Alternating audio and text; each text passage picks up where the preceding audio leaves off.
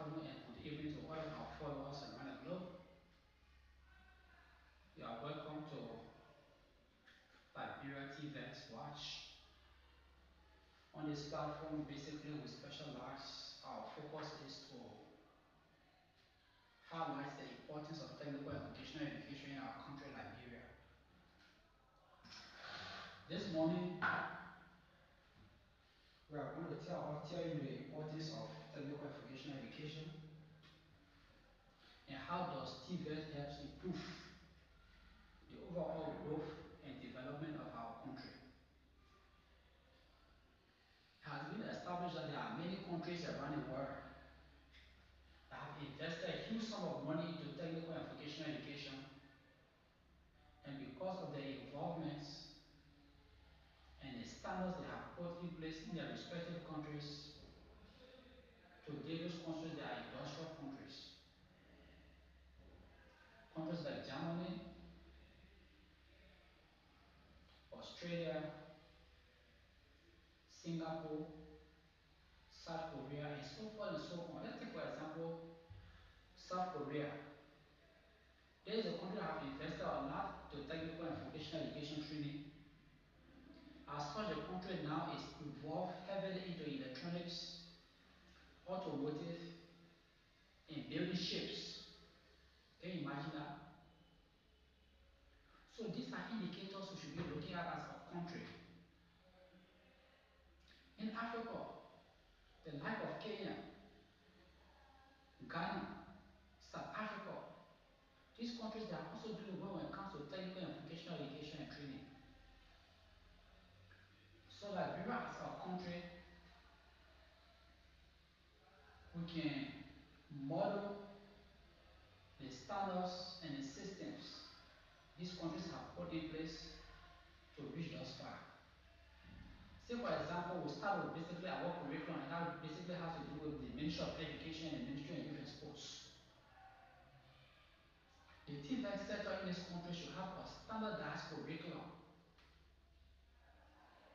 We say thanks to the European Institute for Cooperation and Development, that is the IECD, and also UNIDO as well. Alongside with the GIZ, these are international NGOs that are working with the TVET sector in this country and doing extremely well in terms of developing curriculum that will be used throughout the length and breadth of this country.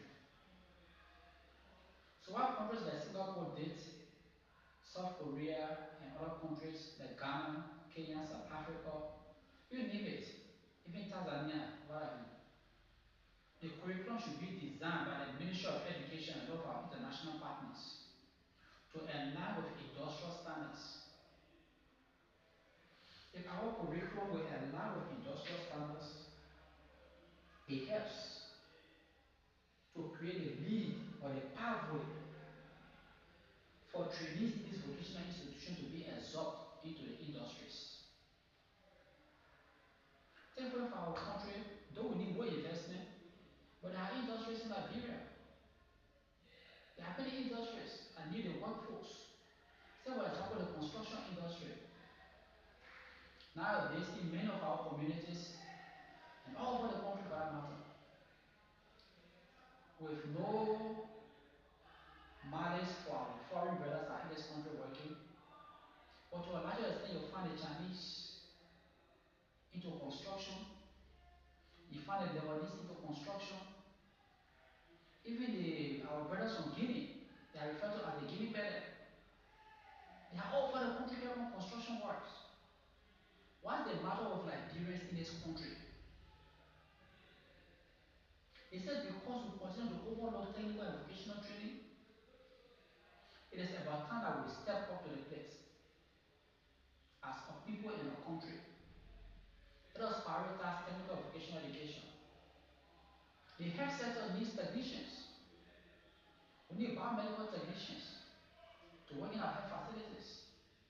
These people can be trained in TVET institutions. The mining sector is here, the agriculture sector, you name it. The automotive, the electrical sector, and electronics. These are industries that need the workforce. Today we go at the Liberia Electricity Corporation. There are many foreign foreign nationals that are working.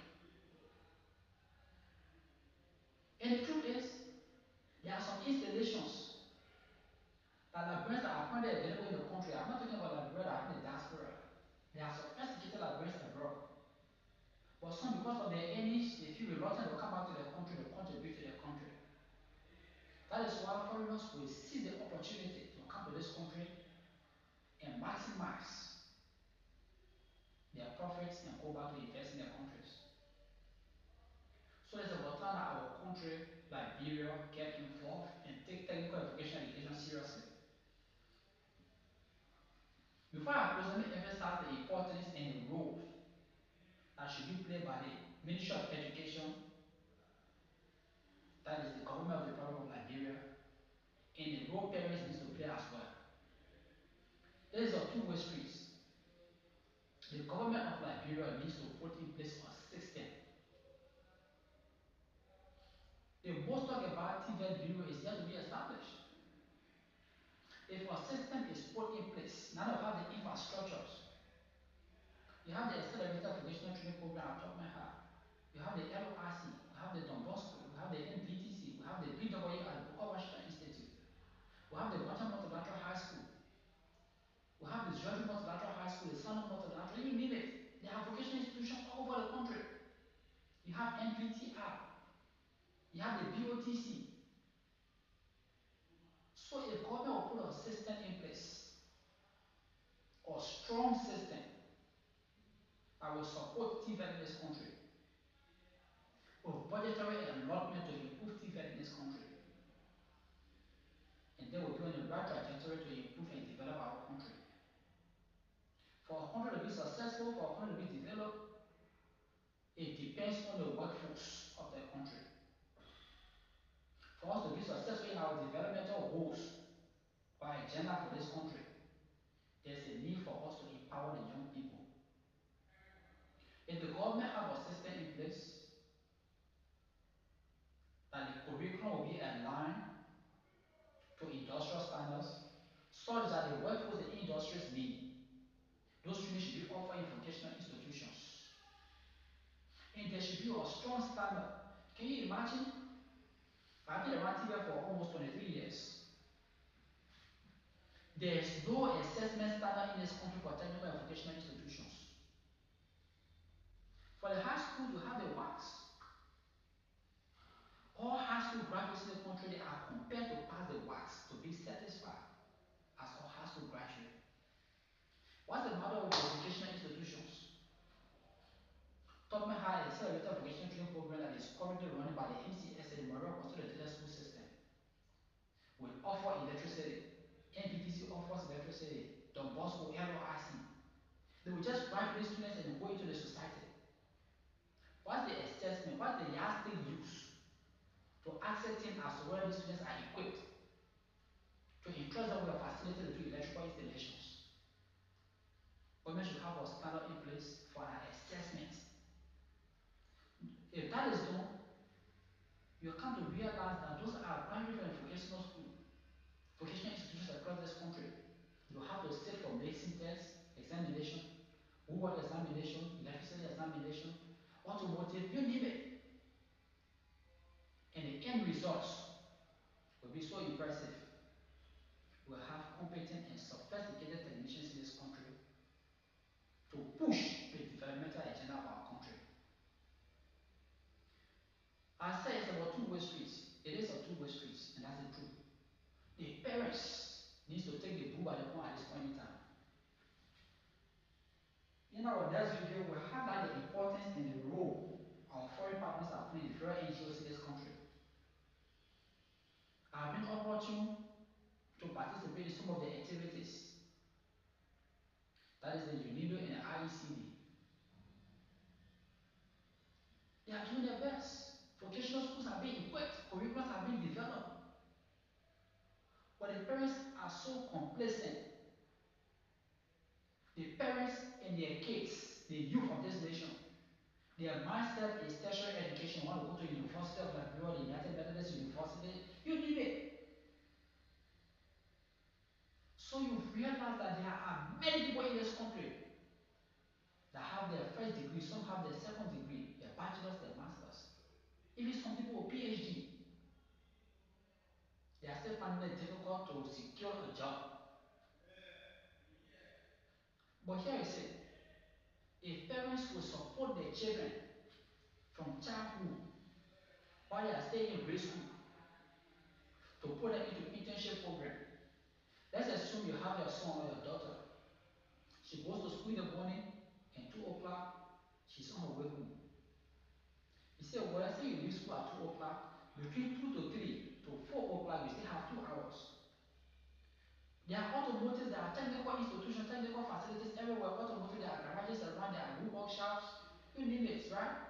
There are people that are doing procurement, there are people that are into cosmetology and what have you. People braiding hairs in the streets and what have you. So you can negotiate with some of these workshops to absorb your child. When my son have passion for automotive, you go to a garage and say, well, can you accept my son for self as an intern? He should stay there right from 10th grade, 11th grade, 12th grade. The person already feel the importance of automotive. They understand the jargons, they understand the various parts of a vehicle. You get into a wood workshop, they understand what furniture is, how to join woods. You get into electronics, some understand how to repair televisions, amplifiers, mobile phones. So while they are in school, they are also practicing.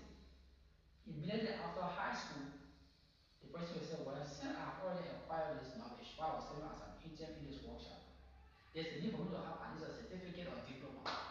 With the support of the parents, that child can enroll into a vocational institution and their certificate or their diploma. And trust you me, once they put in time, they had the eagerness and the willingness to acquire that knowledge and they learn it very well, that child can start to support she or himself in school. They become self-supported, self-sponsorship. If you did RA, you start to repair air conditioning refrigerations in the community, in the neighborhood. You have recommendations. Once you are doing a good job, you earn some money and pay your fees at the university.